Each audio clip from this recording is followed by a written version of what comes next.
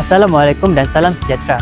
Pada 10 Disember 2025, saya dan rakan kumpulan telah melaksanakan satu program santun masyarakat yang bertajuk Jelajah Bahasa Ibunda di Sekolah Kebangsaan Tanjung Malim Perak. Kami telah menyasarkan murid darjah 4 iaitu selamai 35 orang. Tujuan kami melaksanakan program ini adalah kerana pada 20 Oktober yang lepas, saya dan rakan kumpulan telah melaksanakan satu kajian awal untuk mengenal pasti tahap penguasaan murid darjah 4 dalam bidang Bahasa Melayu. Setelah melaksanakan kajian awal, kami mendapati bahawa murid darjah 4 di SK Tanjung Malim Perak menunjukkan tahap penguasaan yang agak rendah bagi aspek segi bahasa. Oleh itu, berikut merupakan objektif kajian bagi program ini. Aktiviti Roda Pantun Pintar. Sebagai permulaan, guru perantis menerangkan cara bermain aktiviti Roda Pantun Pintar kepada semua murid. Dalam aktiviti ini, wakil kumpulan perlu memutar roda pantun dan mendapatkan tema pantun berdasarkan warna. Kemudian, setiap kumpulan akan membina pantun mereka dengan bantuan guru perantis mengikut tema kumpulan masing-masing.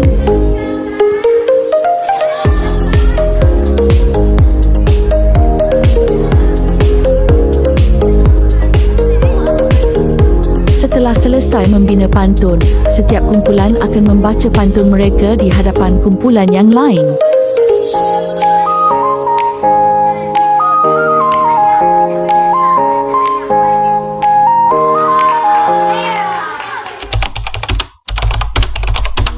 Aktiviti kad lakon peribahasa. Sebagai permulaan, guru perantis menerangkan cara bermain aktiviti kad lakon peribahasa kepada setiap kumpulan. Dalam aktiviti ini, setiap kumpulan akan mendapatkan 2 pasang kad bergambar yang berkaitan dengan peribahasa.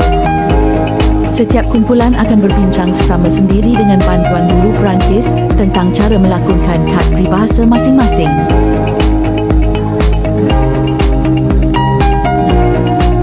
Kemudian, setiap kumpulan akan melakonkan kad gambar peribahasa mereka dan kumpulan lain perlu meneka peribahasa itu.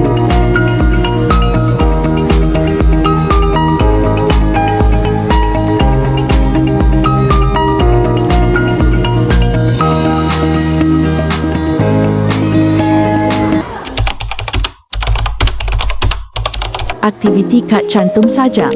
Sebagai permulaan, guru perantis menerangkan cara bermain aktiviti kad cantum sajak kepada setiap kumpulan.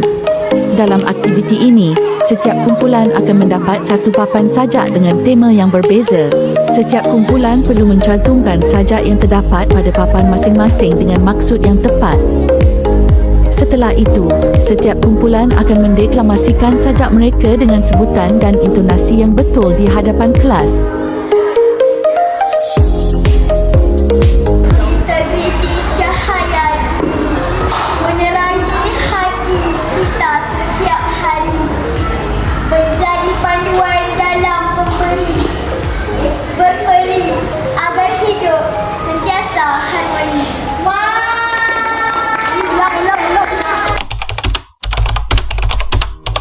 Aktiviti telur nilai murni. Sebagai permulaan, guru perantis menerangkan cara bermain aktiviti telur nilai murni kepada setiap kumpulan. Dalam aktiviti ini, setiap kumpulan akan mendengar 3 buah lagu rakyat dan mereka perlu menulis nilai murni yang terdapat dalam lagu tersebut pada kepingan telur. Kemudian mereka akan meletakkan kepingan telur nilai murni mereka pada papan kotak telur. Kumpulan yang dapat meneka nilai murni terbanyak akan dikira pemenang.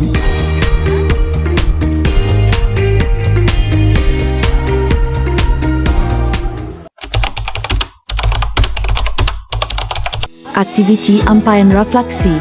Sebagai permulaan, guru perantis menerangkan cara pelaksanaan aktiviti ampaian refleksi kepada semua murid.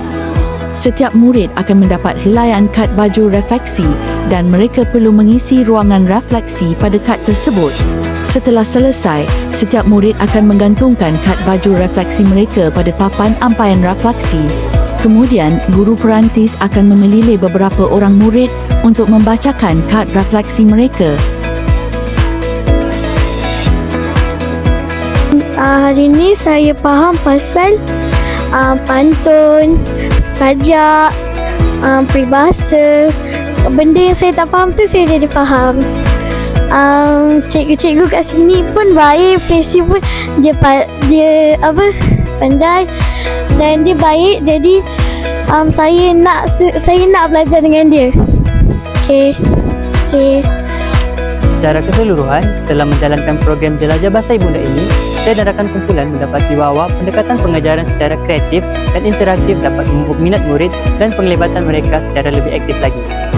Oleh itu, program ini memberikan pengalaman yang bermakna kepada saya dan rakan kumpulan tentang kemahiran pengurusan kelas, kemahiran komunikasi serta perancangan aktiviti yang selari dengan objektif pembelajaran. PSM